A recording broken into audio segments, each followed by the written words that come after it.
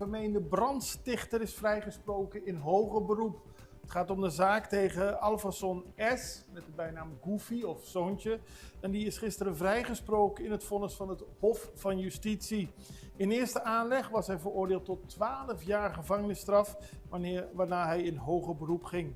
In dit hoger beroep heeft zijn advocaat, meester Zahedi, het Hof ervan weten te overtuigen dat zijn cliënt niet degene was die op 1 januari 2025 een brandbom in de woning van zijn ex-partner in Groot Santa Marta had gegooid. In eerste instantie had hij verklaard dat hij de dader was, maar dat deed hij volgens hem onder druk van 2 criminelen. In werkelijkheid zou hij niets met de zaak te maken hebben.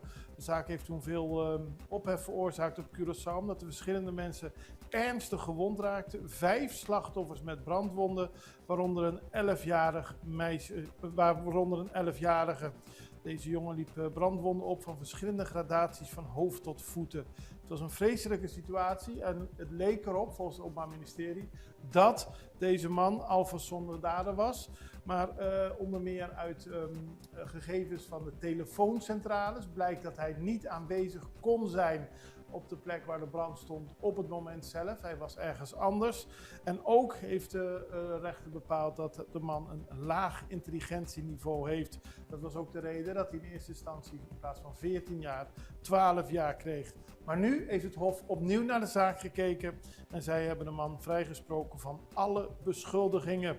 Het Hof gaf aan een brief te zullen schrijven aan de familie, aan de getroffen familie, om uit te leggen hoe het tot deze beslissing is gekomen. En dat zal voor de familie niet makkelijk zijn.